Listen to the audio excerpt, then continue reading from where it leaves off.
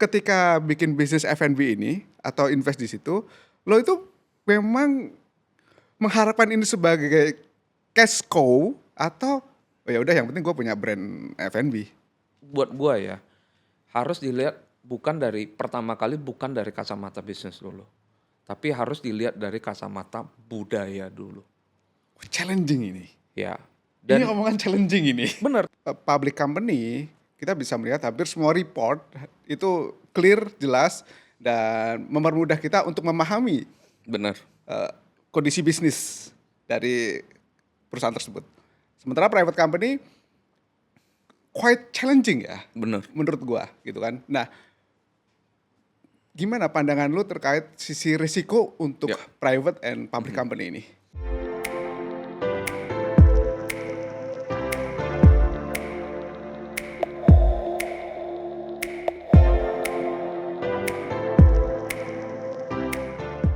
Oke, selamat pagi, siang atau sore kepada semua teman-teman yang nonton podcast Value. Selamat datang. Dan kali ini gua seperti biasa ketemu sama teman lama. Jadi podcast itu emang tempat pertemuan dengan teman-teman, which is sekarang adalah Chris Angkasa. Halo, Rick. Nah, Chris ini adalah teman lama gue juga nih. Jadi kita udah kenal lebih dari 5 tahun dan beliau ini adalah seorang investor di public company Indonesia dan luar negeri. Kemudian di private juga ya, Chris ya. Dan ya singkatnya sih dia salah satu konglo di Indonesia, cuman sangat sederhana nih orang satu ini ya. Masih cacing. Ya. Nanti cacing jadi naga, bos. Iya. Cacing yang gemuk, agak gemuk dikit, Dik. Oke. Nah, jadi pada kesempatan ini, Chris, gue terima kasih lo. Thank you juga Sedia udah hadir. undangannya. Ini, jadi kita akan ngobrolin banyak tentang makanan dan duit tentu saja ya. Ya. Duit tentu saja. Tapi sebenarnya gue pengen dengar dulu dong, Chris, biar teman-teman ini juga tahu. Kan lo udah banyak investasi dan sudah lama investasi, ya kan? Gimana sih cerita awalnya? Terus apa sih yang membedakan antara invest di public company sama di private company gitu? Oke. Kalau saya mungkin orang yang cukup telat ya dalam dunia investasi. Kalau di lingkungan teman-teman kita sering bilang, apalagi yang udah punya anak nih, kita kan udah midlife ya. Kita mikir kalau bisa anak kita mulai umur 5 tahun udah belajar yang namanya financial literacy. Terus adalah teman-teman gue ngajarin anaknya ini duit, ini apa bisnis. Tapi saya itu mungkin mulai setelah saya pengetahuan saya akan dunia saham sebenarnya sebelum waktu saya kuliah udah ngerti. Ya, waktu SMA sudah ada gambaran. Kebetulan di keluarga ada yang bisnisnya di financial market juga. Jadi ada terekspos dikit. Yeah. Tapi mungkin waktu saya tahun kedua, ketiga di kuliah itu mulai masukin yang namanya trading tuh. Oke. Nah, mulai masuk ke dunia trading. Tapi menjelang saya selesai itu mulai sadar bahwa interest saya itu di business story. Oke, story. Jadi kayak misalnya kalau ada buku-buku ataupun artikel yang pasti awalnya dari majalah bisnis ya. Bisa kita baca itu ceritanya apa. Tapi mungkin yang paling membantu sebenarnya buku. Karena kalau majalah kan terkesan mengglamorkan ya. Yeah. Nah, dia ambil yang mudah-mudah gitu kan. Nah, kemudian juga dari HBR, majalah seperti Harvard Business Review, dia ada case study, itu suka banget gitu. Tapi waktu itu belum kepikiran, karena itu mungkin kalau di saham kan ada analisa bisnis, baru valuasi. Saya valuasinya terakhir, karena background saya engineer, dan ketika saya lihat valuasi itu, sebenarnya kan itu gak eksak banget. Jadi buat gue itu mungkin nggak terlalu relevan waktu itu. Saya interestnya di ceritanya dulu. Di story-nya ya. Dan ini mungkin ada terbalik dengan banyak orang ya. Banyak orang yang mulai dari valuasi dulu baru cerita. Oke. Gitu. Nah, tapi komitmen saya itu mulai saya komit ketika saya mungkin masuk tamat kuliah dan kerja di sana saya mulai building komitmennya, oh kayaknya ini yang beneran gue mau lakuin. Dan waktu itu memang juga ada dua ya, kebetulan Indonesia waktu itu juga baru mulai itu benih-benih startup ya. Berarti tahun-tahun 2010-11 2010 ya, gitu. awal-awal itu ya. Iya, jadi saya juga kebetulan masuklah dalam komunitas. Saya mulai lihat, oh teman-teman banyak yang bisa bisa dibilang belum tentu digital startup ya. Oke. Mereka itu new wave of starting a business. Jadi itu Oh. mungkin di kita mulai masuk, banyak orang mulai bereksperimen nih dengan kayak misalnya dulu Brodo ya, itu jualan sepatu lewat online gitu. Padahal itu sebenarnya all kind of business tapi channelnya baru. Nah itu masih sangat awal. Jadi karena di sana saya masuk, ada opportunity untuk bisa ikut gitu loh dalam Beli saham. story-story. Bukan beli saham juga ya, karena kalau di perusahaan private itu beli saham itu adalah eventual eh, em, hasil dari ketika si founder sama kita punya visi yang sama. Visi yang sama, gue percaya nih sama produknya, yuk bareng kita lakuin. Jadi kalau kita invest di perusahaan yang private company ya, kapasitasnya angel investor, kita itu sedikit banyak turut mempengaruhi jalannya perusahaan, walaupun bukan secara operasional. Dan saya rasa itu adalah satu pengalaman yang buat saya hari ini kita gak akan bisa dapat ketika hanya berinvestasi di perusahaan publik. Karena di publik kan mungkin persentase kita kecil ya. Ya. Ya walaupun kita punya 5% pun belum tentu didengerin gitu. Yes. Tapi private company ketika kita suka nih produknya, percaya nih sama visi foundernya, ya udah kita ikutan gitu. Jadi mungkin kenapa saya begitu kalau ditanya hari ini udah invest di perusahaan publik, kenapa masih tertarik sama private? Ya ini saya rasa jawabannya karena story yang jauh lebih awal ya. Karena kebanyakan perusahaan private itu yang kita invest masih dalam kecil. Yes. Dan saya suka banget melihat sesuatu dari kecil kayak anak-anak ya. Eh, Kalau udah gede kan nggak lucu lagi kan. Tapi kalau dari umur dari saya rasa umur 1 sampai 5 itu mungkin momen-momen yang sangat-sangat bagus lah gitu. Jadi itu sih menurut saya kenapa saya masih melihat ke dunia private, dunia yang bukan saham ya. Oke. Ini menarik sih karena sangat jarang ya pembahasan soal private company Private ini ya. investing, Ya, ya. private investing ini ya. Padahal rencana kita tuh mau bahas F&B bisnis, tapi Sekali ya ya. udahlah kita Iya. ngomongin ini dulu. Ya, Chris, kalau kita bicara soal risiko itu kan sangat tergantung dari circle of competence kita Benar, gitu kan, benar. betul ya. Nah, pertanyaan gue adalah begini, untuk public company kita bisa melihat hampir semua report itu clear, jelas, dan mempermudah kita untuk memahami Benar. eh, kondisi bisnis dari perusahaan tersebut. Sementara private company quite challenging ya, Benar. menurut gua gitu kan. Nah, gimana pandangan lu terkait sisi risiko untuk Ya. private and public company ini? Nah, jadi kalau secara apa ya, secara kasat mata private investing itu resikonya lebih tinggi. Ya, lebih tinggi karena perusahaan itu masih dalam size yang sangat kecil. Yes. Dibanding kalau perusahaan gede ya hari ini kalau misalnya direksinya liburan 3 bulan pun perusahaan udah ada sistem bisa jalan. Nah, private company resikonya secara kasat mata lebih tinggi karena masih kecil dan belum tested gitu. Nah, jadi bagaimana kita memanage resikonya? Buat saya mungkin ada beberapa. Yang paling utama sebenarnya itu diversifikasi. Nah, kalau misalnya kan diversifikasi adalah ketika kita melihat memanage resiko di bagian yang kita nggak tahu. Nah, makanya kalau kita private investing hanya 3 perusahaan, itu saya rasa agak bahaya. Oke. Ya, tapi kalau ada orang kebanyakan duitnya kalau udah banyak, misalnya dia ada 10 M, dia hanya misalnya dia pakai 1 M untuk private investing, saya rasa itu masih doable karena itu bagian kecil dari total portfolionya. Iya, Yes. makanya banyak sekali kan anak-anak generasi kedua, ketiga mereka masuk ke sini Oke. kan.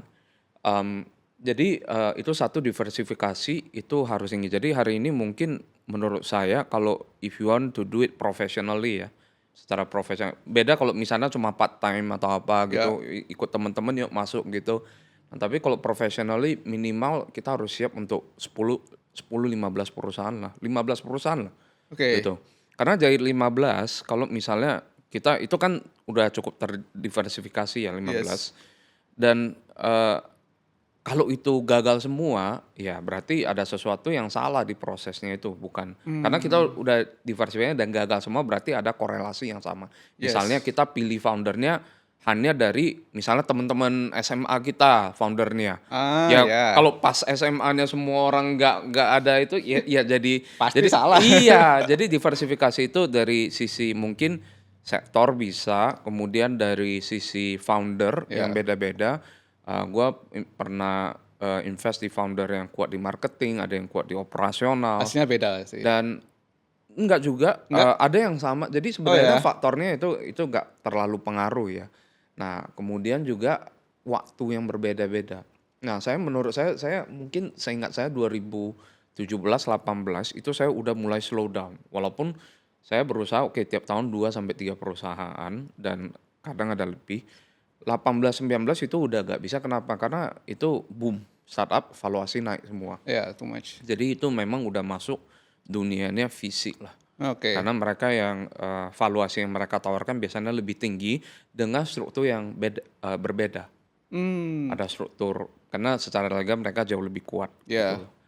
Nah, jadi itu diversifikasi penting banget. Kedua, faktor resiko itu tinggi, tapi gini, perusahaan itu bisa resikonya lebih kecil juga karena perusahaan itu masih size pada size yang masih bisa dikendalikan Hmm. oleh satu orang. Jadi kalau misalnya satu perusahaan itu ada sakit, ya lu CEO-nya lembur aja. Dengan CEO-nya atau foundernya, co-founder kadang 2 sampai 3 orang, dengan mereka extra effort perusahaan itu bisa maju. Jadi size-nya itu masih bisa, ibaratnya gini, kapal Kapal. tanker sama kapal speedboat. Oke. Nah, bisa dibilang kapal yang gede itu ya pasti udah ada sistem dan semuanya Ya. gitu. Tapi kapal kecil safety-nya lebih sedikit, tapi kan kalau di tangan nahkoda yang benar itu safety-nya ya nggak masalah gitu karena jauh Yes.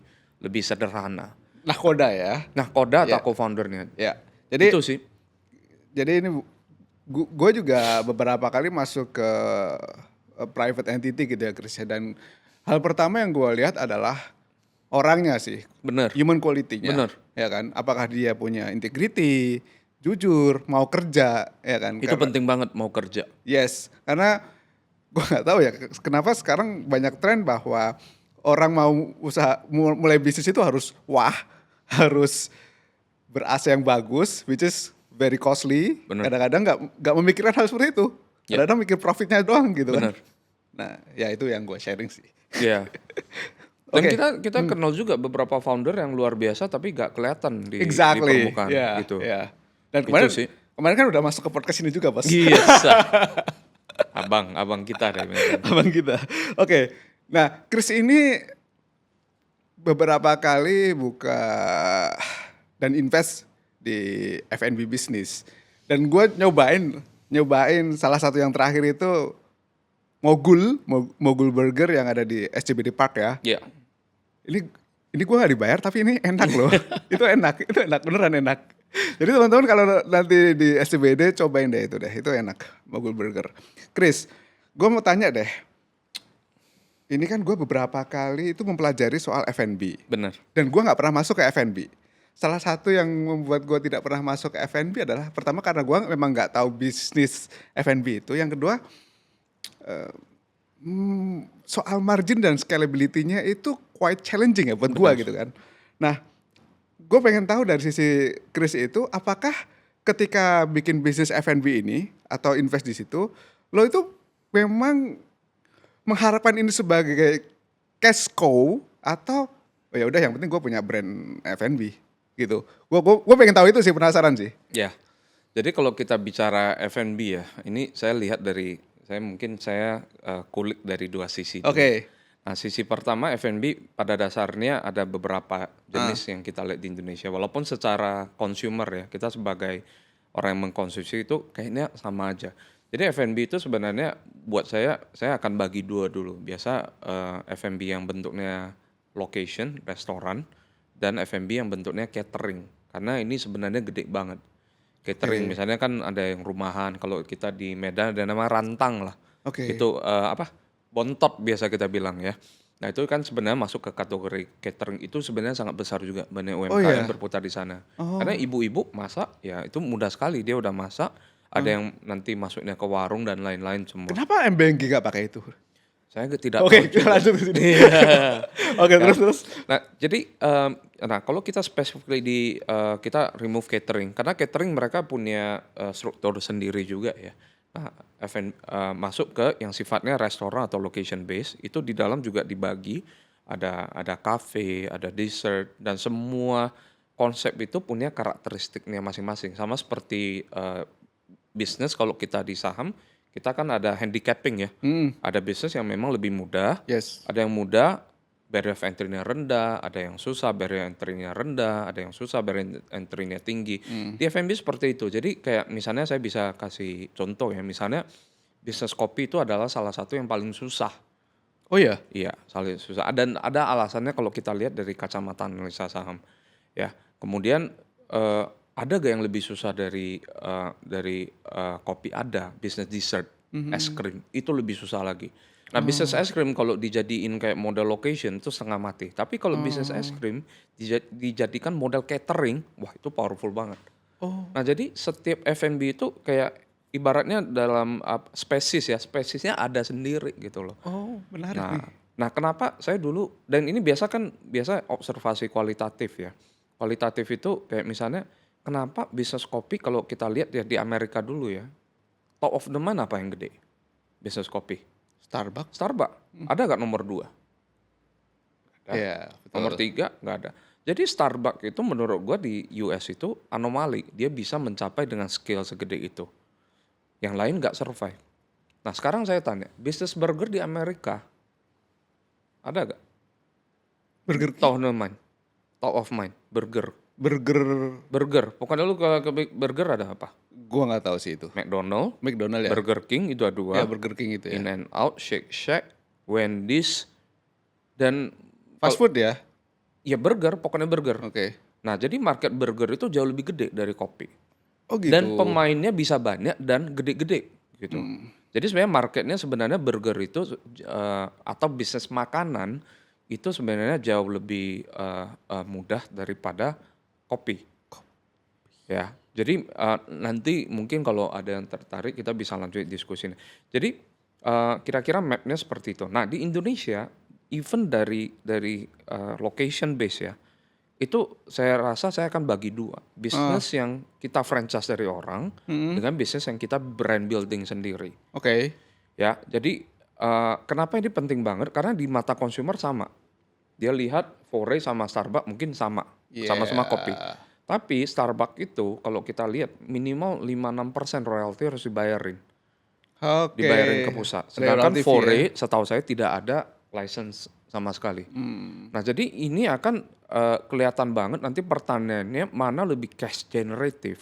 Saya mmm, argue kalau misalnya omset di satu lokasi yang head to head, itu Fore itu mungkin bisa, kalau minuman mungkin kalau let's say 12% ya, bayangin 5% diambil itu bisa setengahnya. Jadi bisa 2 kali lipat lebih cash generative gitu. Nah, di Indonesia kebanyakan orang kalau mau muda dia ngambil franchise dan itu akan mempercepat. Jadi tahun pertama udah SOP semua udah udah ready? jelas semua nih licensing kita gak usah pusingin lagi equipment. Nah tapi ada di sisi lain orang yang pengen brand building dan mungkin akhir-akhir ini banyak sekali lah even kopi lokal gitu mereka Iya, bilang oke kayaknya kita bisa lakuin sendiri. Nah tapi sekarang saya lihat banyak effort gitu berhasil di dunia kopi karena secara betul. kopi secara setup itu masih sangat sederhana dibanding Mhm, misalnya hari ini let's say eh, burger misalnya. Nah burger mungkin hari ini kita itu eh, di beberapa lini bisnis kita mindsetnya apa? Single product. Jadi kayak even when we do our burger itu bisnis yang sangat sederhana. Lu ada roti, lu ada daging, lu geprek, lu masak, udah jadi burger pakai saus. Nah tapi pertanyaannya kalau kita lihat, kalau kita mau gede, kita mulai melihat, oh kalau di US itu seperti McDonald's, seperti Burger King, mereka mikir gimana throughput itu dilakuin. Jadi bayangin on average ya, rata-rata satu McDonald itu 3,8 juta Wow. revenue per tahun, artinya sekitar 40-an M. Nah, yang paling luar biasa, Chick-fil-A itu bisa average, kita namanya average unit volume ya, itu bisa 7 juta. Lebih gede ya? 7 juta, lebih gede. Chick-fil-A setahu saya paling tinggi. Dan ada unit di mana ada satu per unit itu 20 juta. Ya. Nah, rekor AUV dipegang oleh satu restoran mungkin kita cukup familiar namanya Din Tai Fung. Tapi cabangnya agak banyak di US. Nah, jadi kita itu kita mulai berpikir nih, kalau bisnis itu secara kita bicara F&B, nah itu yang kita harus pikirkan. Kita harus bangun ke sana. Nah, sedangkan kalau kita mindsetnya masih kita nggak lihat ke sana, kita akan mikirin. Makanya nggak heran hari ini kebanyakan restoran di Indonesia permasalahan utamanya itu scaling up. Iya, betul. Kenapa dia jadi masalah? Karena dia berpikir gini, ketika dia buka, dia ada idealismenya, dia buka mungkin oke lah saya mau jual spaghetti misalnya. Nah kemudian, ternyata mulai orang datang, wah begitu jalan 3 bulan omsetnya cuma segini. Karena terus dia mikir, customer banyak nanya juga mau nasi goreng, masuklah nasi goreng. Kan? Kemudian mulai lagi tambah lagi salad masukin. Jadi restoran hari ini kalau kita lihat dari proses evolusinya, mereka ngikutin apa yang market mau, sehingga nanti banyak sekali kafe kita banyak, tapi menunya juga beragam. Jadi gak jarang kita temukan satu restoran ada pizza, ada spaghetti, ada nasi goreng, bahkan atau sup buntut, makanan Indonesia semua dicampur semua.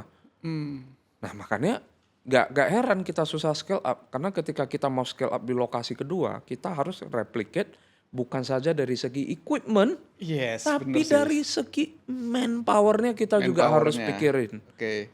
Karena nggak bisa diduplikat 100% sama gitu ya? Nggak bisa, cuma itu perlu waktu. Jadi kayak misalnya hari ini ya, kita itu mau buka 10 restoran KFC, dengan mungkin 10 restoran let's say Solaria misalnya.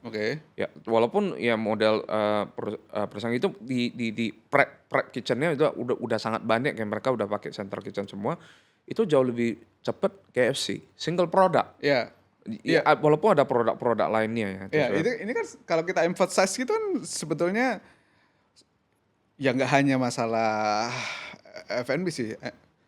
Semua produk kalau produknya sudah firm satu dibandingkan dengan yang banyak, ya pasti lebih cepat yang scale up yang satu gitu kan. Benar. Itu kan. Dan secara marketing sebenarnya lebih bagus karena orang kepikirannya itu misalnya burger ya burger doang gitu.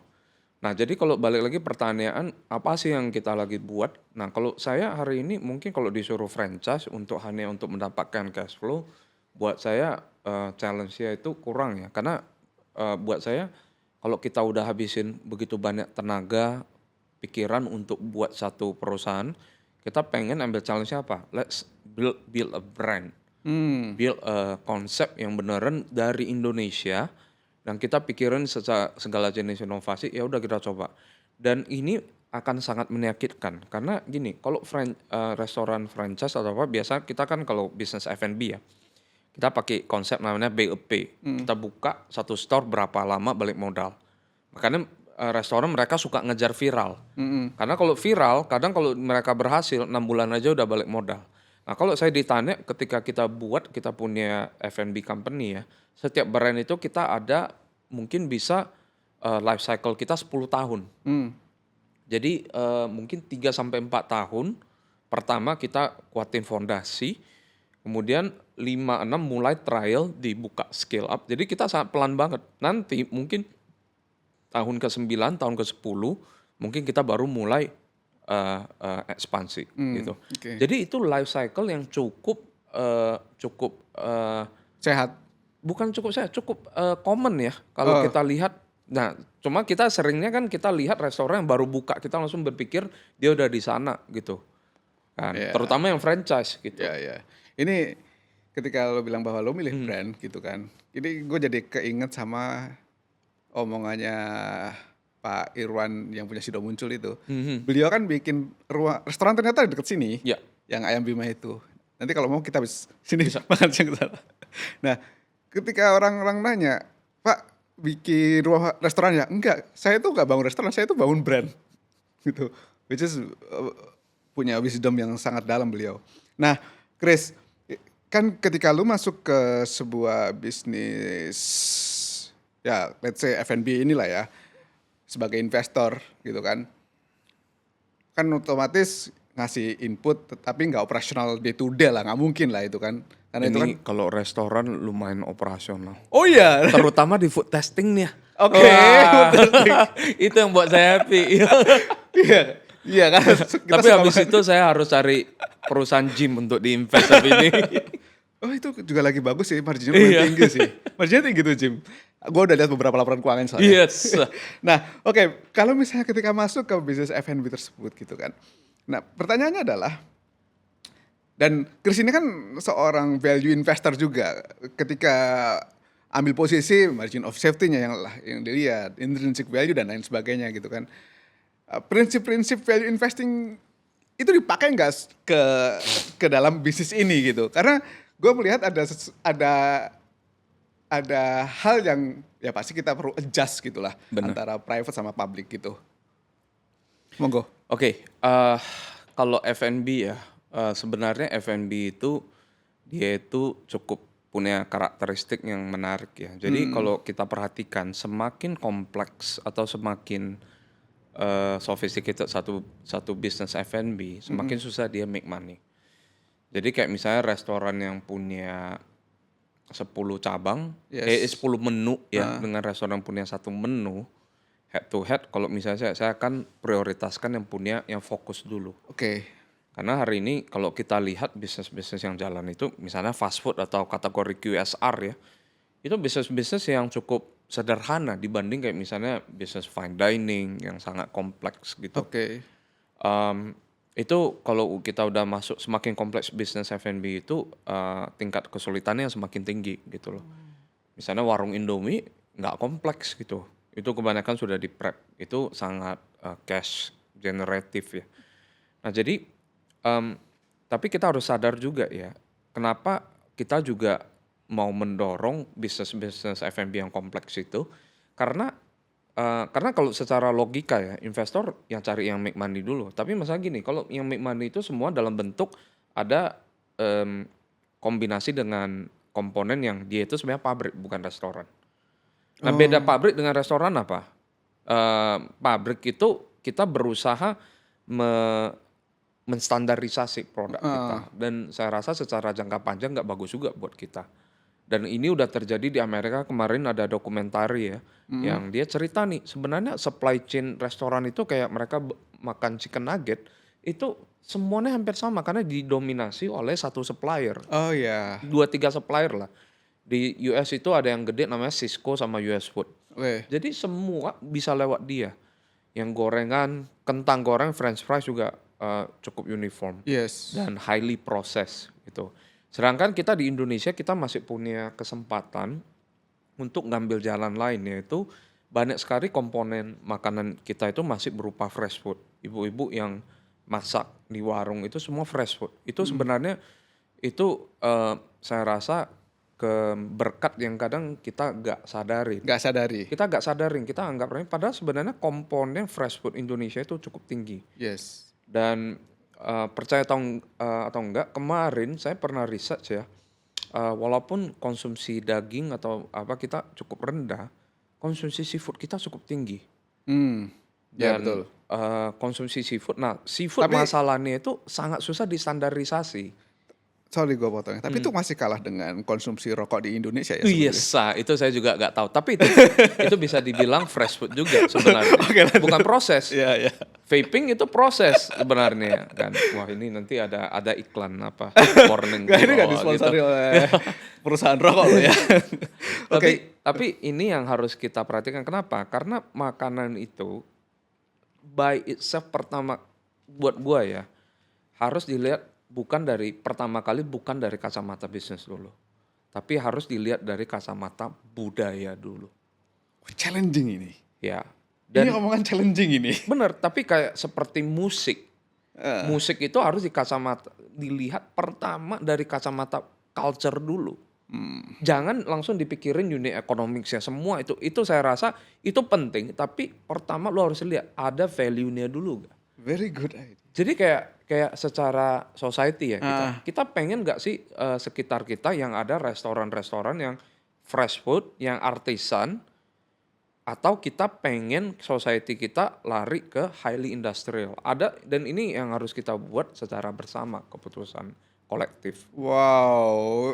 Dan balik lagi Indonesia itu negara kaya budaya, salah satunya juga makanan. Wow. Gua beberapa kali tuh ngobrol sama orang yang main di industri F&B ya, teman-teman. Cuman yang ngomong sampai sisi filosofikal sedalam ini cuman Chris. Seriously. Obrolan ini gitu kan.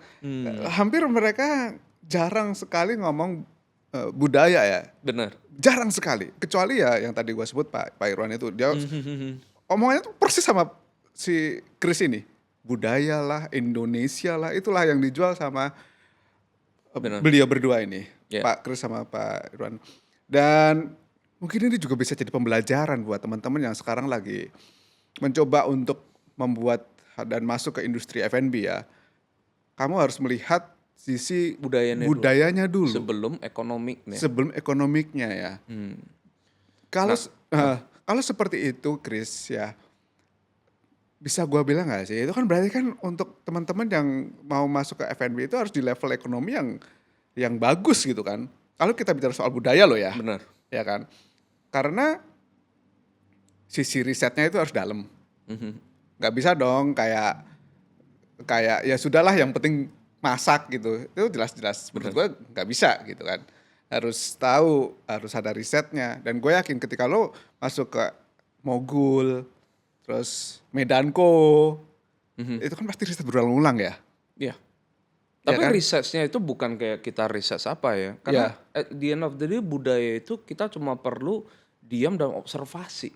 Oke, coba ceritain gimana Chris yang sempat lo lakuin gitu. Ya mungkin kayak lebih spesifik mungkin ke burger lah ya. Karena burger itu ceritanya kita mulai dari coffee shop yang sebenarnya kita invest. Kemudian kita invest dan ketika kita masuk ke kopi, kita ceritanya hampir mirip dengan Starbucks. Starbucks ketika dia mulai, Starbucks dia risetnya ke Itali. Dia pilihnya kopi Eropa. Nah kita ketika MIN, kita mulai riset secara kopi, kita sebenarnya di crossroad, di persimpangan jalan. Kita mau ambil model kopi yang bisa dibilang kopi Eropa atau kopi yang lokal lah, kopi Tobruk. Yaitu itu dua-duanya sangat-sangat kaya dan jalur manapun kita pilih nggak apa-apa gitu. Akhirnya dipilih yang mana? Kita pilih Eropa. Karena mungkin secara karir, secara industri, secara ekosistem itu jauh lebih bisa menumbuhkan tim kita. Karena kita ada pertimbangan, orang ini kalau 20 tahun berkarir di tempat kita itu seperti apa gitu. Nah, kemudian masuk ke burger. Nah, burger sebenarnya ada dua komponen dagingnya sendiri dengan komponen rotinya. Kita mulai berpikir. Sebenarnya sebelum burger kita ada satu produk lagi yang akhirnya kita rawon sebenarnya. Rawon, iya. Jadi rawon karena dua-duanya itu kita lihat itu dua-duanya produk yang bisa di scale up. Jauh sekali. Tapi sebenarnya kalau kita lihat dari prosesnya itu jadi make sense kenapa kita lihat begitu. Ya, jadi misalnya hari ini yang gua rasa sangat berhasil ya seporsi mie kari ya. Oh ya. Itu kalau kita lihat itu saya salut banget sama cara pikiran flow-nya dan itu sangat fokus mereka di situ. Saya gak kenal atau apa, cuma kita kan explore terus ya. Kita kelilingnya kita lihat ya. Nah, burger itu sebenarnya kalau kita mau lihat kiblatnya kemana? Ke Amrik ujung-ujungnya. Itu Mhm, tanahnya burger itu kita sampai lihat kita beberapa burger juga ada kiblatnya beda-beda. mhm. Nah, tapi bagian rotinya, nah kita udah mulai interested di bagian roti. Nah, roti ini cukup menarik. Em, 2 tahun lalu saya ke pameran makanan Di mana? di Jakarta dan Jakarta? kaget kita lihat tiba-tiba 60-70% itu semua soal pastry. Oh, Bahan-bahan pastry, ala-ala pastry dan saya di sana baru sadar, Indonesia itu memang kita sudah dari dulu suka dengan kue-kue. Makanya mulai dengan yes, kue basah dulu. Nah, betul. sekarang buying power kita, market kita makin kuat, akhirnya masuk ke pastry. Mhm, Dan kita itu jauh sangat-sangat kreatif di sana. Cuma masalah gini, kue basah dunianya itu tidak terstruktur dengan pastry. Kalau pastry kan sekolah sini bisa iya, dapat apa, ada ada jenjangnya, ada jenjangnya, sertifikasinya, betul. ada industrinya. Iya, Nah, akhirnya mau nggak mau sistem kita ya kita harus ikut Eropa lagi, mereka yang udah dealing sama sama pastry. Dan ini soal budaya juga menarik. Kenapa pastry? Pernah pikir nggak di Eropa? Kenapa nggak di Indonesia? Karena Indonesia balik lagi kita terlalu beruntung akan beruntung mmm, kenapa? Makanan kita enak, rempah enak. Lu bayangin ya di Eropa mereka makanannya apa? gandum-ganduman gitu ya? Gandum. Iya, betul Nggak juga, makan gandum lu bayangin ya tiap makan oatmeal gitu. betul Makanya juga. mereka belajar, oh ini bisa dijadiin tepung, ini bisa dijadiin roti-rotian, makanya keluar pizza. Iya, Kita keluarin roti pastry. Kalau di Indonesia, udah tersedia yang fresh-fresh gitu waduh, ya? lu nasi pakai saus belacan aja udah enak Iya, gitu loh. Bos, betul juga. Kita memang terlalu beruntung ya, sangat Beruntung. beruntung Jadi sekali. kita nggak perlu kita petik, kita cuma belajar apa yang namanya kombinasi gitu. Jadi cultural itu akan menentukan juga society kita. Jadi tapi balik lagi ya tadi pertanyaannya kalau prinsip investasi itu gimana? Pertama buat saya ya satu value tertinggi itu bukan di economics. Berarti Mhm, tadi soal culture. Kedua em, soal margin of safety. Nah, margin of safety, nah banyak orang nggak ngerti di sini. Satu, bisnis F&B itu sangat high capex. mmm, Kalau kita mau R&D, bisa nggak mahal, palingnya di dapur masak sendiri gitu, ya. Tapi ketika kita mau masuk ke testing ke market, itu sangat berat. iya, Jadi siapin dana yang cukup. Misalnya nah, satu restoran budgetnya 700 juta misalnya. heeh, Jangan siapin 700 juta. betul. Siapin 1,5 M kalau bisa. Nah, karena banyak sekali kalau kita agak hati-hati di dalam kesalahan banyak pebisnis adalah ketika mereka masuk ke F&B yang disiapinnya habis ke capex semua. Yes, Dia gak mikirin nanti untuk budget marketing, dia gak alokasikan untuk budget training karyawan, dia gak alokasi untuk working capital. Itu gak diperhatiin. Jadi karena capex itu paling enak karena capex itu begitu dia buat bagus itu merefleksikan diri dia, wah bangga ini tempat mmm, saya, cakep gitu. Ya, dan restoran itu nomor 2 itu adalah bisnis yang nah kalau saya tanya gini, kalau orang yang paling cocok eh, berbisnis F&B itu backgroundnya apa? harusnya ya, Harusnya apa? Nah, harusnya kalau nggak orang F&B, orang bisnis kan nah orang tapi itu orang F&B apa nih? Chef atau apa gitu? pasti bukan chef ya? Nah, nah F&B itu punya satu kesamaan dengan investasi. Gak Gimana ada tuh? satu background yang sama untuk bisa Mmm, kita selalu berpikir lah chef itu pasti bisa buat restoran yang bagus. Sama seperti kita berpikir barista, kalau coffee shop yang paling jago bisnis coffee shop itu barista. oke. Itu nggak terjadi di kenyataannya di lapangan enggak. Kenapa? Sama seperti investasi, investor yang Ah, bagus, iya. backgroundnya kadang bukan bukan kadang kebanyakan bukan dari finance Iya, gitu. iya, iya, iya, iya, betul. Nah, karena F&B sama seperti investasi adalah bisnis atau kegiatan yang multidisciplinary. Oke. Kalau lu kuat di chef, belum tentu lu bisa kuat di manajemen keuangan. Ah, ya. Kalau lu kuat di manajemen keuangan, belum tentu lu kuat di manajemen Mmm, manusia. Kalau lu di manajemen kuat di manajemen manusia, belum tentu lu kuat di manajemen misalnya kita desain layout misalnya interior semua. Jadi ini adalah bisnis yang multidisipliner. yes, Nah, jadi betul. gak ada satu. Artinya ketika kita buat satu restoran, kalau bisa margin of safety-nya itu timnya jangan cuma di 1-2 bidang aja. itu perlu lebih dari satu bidang misalnya. Jadi teman-teman kita ada yang wah kuatnya di chef, tapi cash flow-nya Berantakan.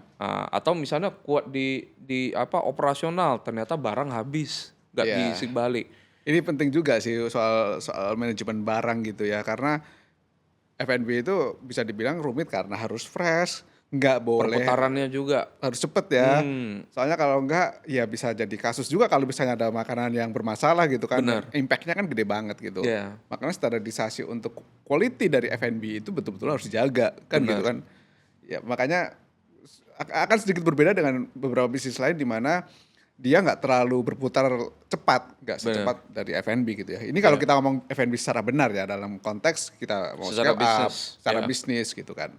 Nah, dan kalau yang gue lihat ya, Chris ya, dari beberapa bulan tahun ini, di mana ya ekonomi kita sebenarnya nggak buruk-buruk amat lah kalau gue Ya, bilang gitu kan. Dari sisi data juga juga terefleksi kalau kita bicara buruk enggak ya, tapi bukan sesuatu yang spike up banget gitu.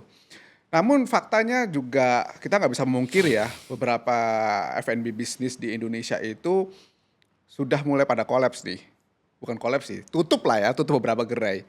Eh, ini gue nanti teman-teman bisa lihat di data yang kita tampilin. Ya salah satu yang kemarin lumayan viral pas Fast ya, emiten Fast si apa KFC ya. hmm, KFC itu kan tutup menutup beberapa gerai.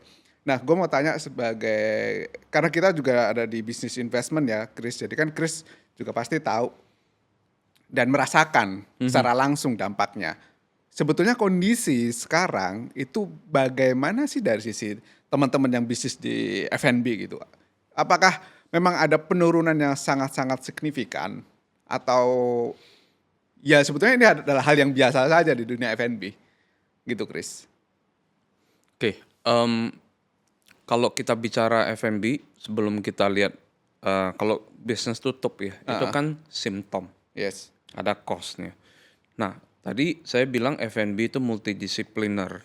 Kenapa dia harus multidisipliner? Karena dia saya ada list down ada 6 problem di dalam bisnis F&B yang harus kita solve Oke. ya. Jadi 6 problem itu sebenarnya itu juga bergantung dengan di tahap mana sih F&B itu. Jadi problem itu kadang datang bersamaan, ada kadang yang satu persatu. Hmm. Nah, tapi yang paling pertama itu harus di-solve itu produk sama proses problem dulu. Oh, Makanannya enak atau enggak, ya. diterima pasar atau gimana. Itu core-nya soalnya Produksi ya. itu core-nya. Hmm. Nah, banyak orang buru-buru masuk ke yang lain gitu. Tapi ini nomor satu makanan itu harus enak dulu dan ini nggak ada shortcutnya. Either lu harus percaya orang yang namanya taste maker, dia percaya oh ini makanan pasti laku atau enggak, atau dia itu chef atau apalah gitu. Ini nggak ada shortcut. Nah ini yang paling susah. Nah kalau ini nggak di solve, ini yang lain itu belum tentu bisa kita bisa solve pun belum tentu berhasil gitu. Hmm. Nah, dari produk atau proses problem masuk ke yang nomor dua, kita masuk ke scale problem. Hmm. Ini nggak berurutan ya ini Yes, ya. yes. Scale problem ada pertanyaan ketika kita udah selesai, bagaimana kita scale? Scale itu mungkin dari dapur rumah ke dapur restoran, ya masuk se scale. Apakah kita naikin? Biasanya itu soal equipment. Nah biasanya kita perlu belajar nih banyak kita explore, kita ke pameran, kadang pakai konsultan. Baru masuk ke marketing problem. Hmm. Marketing adalah soal ini ke customer mana nih, Arahnya lokasinya, ya. arahnya kemana, ke customer apa, jual di harga berapa, bagaimana kita retain customer. Oke. Nah masuk ke eh, people problem. Nah ini kalau udah mulai banyak nih, kalau misalnya ruangannya kecil ada 6 orang, 7 orang, siapa nih yang ditempatin di sana? Nah kita Indonesia suka ya karena mungkin gua gak tahu kenapa kalau restoran itu sebanyak mungkin orang. Padahal Harusnya kalau kita ada tempat kerja itu kan kecil ya. Udah kayak sepak bola lu masukin yang terbaik gitu loh, bukan asal gitu. oke. Jadi di restoran manusia yang kerja itu line up, kita harus lihat sebagai kayak tim sepak bola. 11 orang ya 11 orang. People problem itu maksudnya adalah tim atau staff. Tim. Oke. Tim di dalam staffing, bagaimana lu bangun culture tim yang disiplin. Nah, itu cara lu buat sistem culture-nya itu kalau satu restoran, dari rumahan ke restoran sama dari satu restoran ke 5 restoran atau 2 di kota yang berbeda, bagaimana kita solve. Nah, ini sering sekali ditunda, kenapa? Karena foundernya kuat. Jadi semua itu Ah, sistemnya ke founder, dimarahin founder, "Oke Pak," gitu atau sentralistik ya? iya. Nah, padahal sebenarnya kalau kita mau scale up, Nggak kita bisa? nggak bisa bertahan dengan sistem itu terus-menerus Yes, terlalu gitu. sentralistik soalnya ya? Nah, baru ada real estate problem. Bagaimana kita milih atau apa. Nah, ini sangat spesifik ke F&B yang restoran. Real estate problem, lokasi itu penting banget. Berarti Dan lokasi itu ya? benar. Oke. Dan yang terakhir stakeholder problem. Nah, Oke, gimana tuh maksudnya, Chris? stakeholder misalnya nih ketika kita mulai suami istri, apa yang istri mau, apa yang suami mau Ah, gimana. Atau misalnya kita ada investor dari luar. Gimana nih ah, ada investor bilang, oh ini lampunya kayaknya gak, ini kayaknya dekorasinya gue gak mau kucing, gue mau anjing misalnya, gue orang anjing. Kan, misalnya ah. stakeholdernya mau gimana dirapin. Belum lagi nanti karyawan, misalnya kita mau jual bir misalnya di tempat kita, yang oh ya ini karyawan ada yang nggak setuju. Bagaimana kita memanage itu semua, itu penting. Karena bisa saya bilang salah satu penyebab tertinggi sebuah F&B venture itu gagal, itu stakeholdernya berantem. Terutama sesama stakeholder. Iya, itu bener Nah, itu banget. sangat-sangat sedih. Nah, balik lagi ke kenapa tahun ini banyak sekali yang gagal atau tutup ya. Menurut saya gini, saya rasa buying power, sentiment itu juga pengaruh ya. Tapi F&B sebenarnya ya seharusnya kita punya buffer untuk bisa bertahan.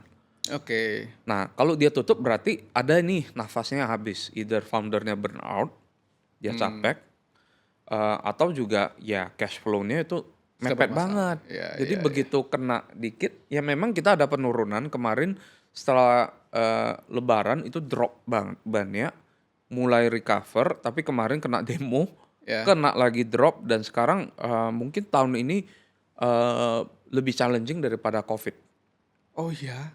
Tapi kalau ditanya apakah karena daya beli yang menurun, gue bilang mungkin, tapi tidak semuanya. Saya malah melihat efeknya itu dikarenakan kompetisi yang tahun ini cukup luar biasa. Nah, kalau kita lihat di sekitar kita, itu restoran atau F&B mungkin tahun ini puncaknya. Buka, Oke. buka, buka, buka terus. Karena kan tahun ini buka berarti planningnya dari tahun lalu ya. Yes. Jadi dan itu mungkin tahun lalu orang mungkin ada merasa mulai oke mau mencoba nih setelah Covid apa gimana gitu. Bahkan kemarin ada statistik di Medan ya kalau nggak salah restoran kita udah 2 kali lipat jumlahnya dibanding waktu Covid, Wow. sebelum Covid. Jadi sekarang kuenya tetap sama atau mungkin kalau kata orang daya beli ada melemah itu saya nggak tahu itu dari statistik, tapi kita tahu kuenya walaupun sama pun sekarang harus dibagi 2 kali. Nah, Hmm. ditambah lagi hari ini marketingnya F&B strateginya itu sesuatu yang baru Oh dan iya. viral. Iya, yang baru ya. Baru dan viral. Jadi itu memang orang selalu berpikir bahwa oke, karena dia lihat begitu buka restoran buka, oh rame, berarti kategorinya bisa mereka buka lagi gitu. Hmm. Ya akhirnya ya memang dunia F&B dari dulu itu siklus ya. Hmm. Jadi oversupply sampai undersupply. Nah, yang lucunya gini, sejarah pastry ya, toko roti di Eropa kan banyak ya. Mereka ada boom and bust-nya juga. Oke. Jadi setiap kali kalau misalnya ada satu bakery, ini angka historical ya. Angka bakery, satu bakery untuk setiap 400 orang itu tumbang semua. Tapi ketika dia udah reach 700 800, wah itu semua pemain bakery jadi orang kaya. Jadi ada Oh. statistiknya. Di Indonesia mungkin beda karena ini kan tahun 1700 apa 1800. Nah, hari ini mungkin itu lebih lebih susah karena radiusnya itu jauh lebih gede. Dulu Jadi kan orang jalan aja kan, 400 orang gua kasih iya, makan. iya, iya, iya. Itu jadi dapur, istilahnya dapur dapur MBG lah mungkin lah ya, untuk jual roti gitu, dia supply kan. Heeh, heeh. Sekarang kan udah mobil, bisa radiusnya lebih gede. Jadi Iya, kompetisi itu jauh lebih berat lebih di berat ya. hari ini. Ya, tapi ini angka statistik yang even gue pun belum mikirin cara metode untuk ngitungnya, dan Chris menyampaikan ini bagus banget juga buat ada 2 pelajaran baru dari Mhm. 10 menit terakhir loh. Beneran ada 2 pelajaran baru untuk 10 menit terakhir. Yang pertama adalah soal 6 kategori yang harus dipikirkan oleh teman-teman F&B gitu kan. Problem. Problem ya kan. Hmm. Terus yang kedua adalah cara metode analisisnya ini nih. Ini bagus. Oke Chris, ini pertanyaan terakhir ya. Yap. Pertanyaan terakhir karena kita sudah cukup lama juga ngobrolnya. Ada lagi nih Chris. Ini kayaknya susah ini. Enggak. Mikirnya Ini panjang. ini membutuhkan apakah lu mau menjawab atau enggak soalnya gitu kan. Ya, kita itu kan sebagai investor, sebagai pebisnis itu kan ini kalau gue ya Chris ya, gue lebih banyak itu gagal daripada berhasil. Tetapi satu keberhasilan itu bisa menganulir 4 sampai 5 kegagalan. Itu yang gue alami Bener. gitu kan. Kalau berkenan, ini kalau berkenan saja. Chris boleh dong sharing kegagalan atau kebodohan apa yang paling pernah dialami dan yang mudah-mudahan teman-teman ini juga tidak mengalaminya gitu. Satu aja gitu. Di mana? Di dunia investasi ataupun bisnis. Silakan Wah, dipilih gitu. kalau kegagalan kalau di investasi ya mungkin saya terlalu main aman di bagian pertama kan. Jadi eh, mungkin karena ketakutan akan kegagalan itu sih. Jadi dulu itu takut banget sehingga ketika kita ambil resiko, ya universe-nya ini ya udah kita jadi takut nih untuk mencoba yang di luar dari spektrum yang kita pernah lakukan sebelumnya atau dari orang lain. Karena Oke. pengalaman itu kan sebenarnya double edged sword ya. Yes. Apalagi kalau kita dengar dari orang lain, oh ya gue pernah ditipu nih sama ini gitu Ya. misalnya. Jadi kita mengambil itu sebagai pelajaran. Padahal gini, saya percaya ya, at the end of the day, even generasi selanjutnya, kita budaya kita itu adalah budaya yang akan progres kalau kita bisa eksperimen terus. Bukan sengaja cari kegagalan, tapi Eksperimen natur ya. experimentation itu untuk bertanya nih, oke, kayak misalnya produk ini kalau kita tambahin ada gak seharusnya ada mesin di luar yang cocok misalnya di sini. Ya kita harus tanya terus, push terus boundary-nya. Kayak misalnya kita ya sama seperti kita buat burger, kita tanya kenapa di Indonesia jarang sekali orang buat fresh burger. Ternyata supply chain problem. Nah, kita mulai eksperimen, kita cari nih problemnya di mana. Nah, dulu itu saya rasa saya terlalu Main ambil aman. aman dan mungkin karena kenyamanan yang kita udah dapat ya sebagai investor ya. Kalau investor kan kita selalu ada jarak ya. Ya. Jadi teman-teman kita yang entrepreneur atau mungkin orang yang operasional itu mereka yang berhadapan dengan gua gak tahu lah misalnya izin, Ormas. ormas, ormas dan yang lain-lainnya itu day to day job yang mungkin kita sebagai investor itu terlindungin gitu. Oke. Dan saya percaya ya bahwa jangka panjang itu akan membuat kita jadi lembek. Makanya investor, teman-teman investor, kalau kita mikir ya, kita mau bangun legacy ya. Saya percaya ya bahwa kalau even untuk anak saya sendiri, ruangnya itu bukan di investasi dulu untuk training karakter, training pengambilan resiko.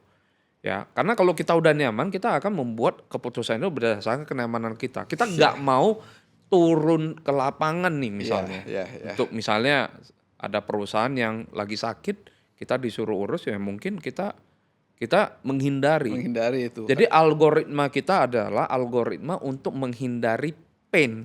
Ya. Avoid the pain, bukan algoritma yang mencari gain. Yes. Karena gain itu ya kadang gain itu bukan secara monetary ya. Ya, tapi secara like upside hidup. Lu mau jadi orang seperti apa sih gitu. Nah, jadi kenapa kita buat F&B yang susah walaupun duitnya mungkin sangat tipis, kenapa kita berusaha serakip build dan teman-teman bukan di F&B aja ya, bisnis lain yang kadang duitnya belum jelas nih ada atau enggak gitu. Ya udah kita push lagi mungkin ya karya kita kalau ditanya mungkin dari saya ada karya saya yang mungkin udah 3 tahun, ada yang 5 tahun atau bahkan ada yang cuma saya paling ingat dulu kita buat Indonesian Value Investor Forum ya. Itu kan capek banget dan duitnya hampir gak ada lah. 3 tahun kita buat, banyak banget teman-teman kita yang di dalam yang hari ini jadi teman dari sana gitu. Yang saya gak akan bisa dapat kalau saya hanya fokus ke investment Oke. gitu. Ini ya wisdom yang baik ya. Tidak semua pain itu harus dihindari, emang harus berani eksperimen, Ya, ya kan? ya. Jadi dan gue masih inget karena ada salah satu teman kita yang memang ogah banget untuk turun ke lapangan. Gak perlu gue sebut namanya. Saya nggak tahu lah siapa itu. Banyak sebenarnya. Iya kan, gak mau turun ke lapangan ya karena memang sudah menikmati dan kita gak menyalahkan itu juga gitu kan. ya. Itu kan jalan hidup Benar. masing-masing gitu Benar. kan. Terus satu hal yang kemarin gue pelajari ini dari salah seorang hedge fund nih kalau ini ya, Bill Ackman. Bill Ackman itu hedge fund manager dan dia kalau nggak salah 2 bulan lalu dia ngomong gini, ini pelajaran hidup dia. Ini kan tadi kan pelajaran hidupnya Chris. Pelajaran hidup dari Bill Ackman ini adalah jangan pernah short saham. Karena dia Track recordnya kalau shot agak ya, ya. ya ini nggak perlu kita bahas Chris gitu kan. Meskipun Chris tahu soal ini juga. Tapi terima kasih Chris karena sudah sharing soal wisdom dan knowledge-nya ke teman-teman yang nonton podcast ini. Ini adalah pelajaran mahal. Jadi teman-teman tolong pas dengerin bisa sambil dicatat juga. Kalian nggak akan mendapatkan Sekarang pakai AI ini. Oh iya betul juga. Bisa. Karena teman-teman nggak akan mendapatkan knowledge ini di pelajaran-pelajaran biasa gitu. Ini adalah perjalanan hidup dari Chris. Mudah-mudahan berguna buat teman-teman semua. Ya, thank you Chris dan Thank you undangannya. sampai jumpa lagi di podcast selanjutnya. Thank you and bye-bye. Thank you.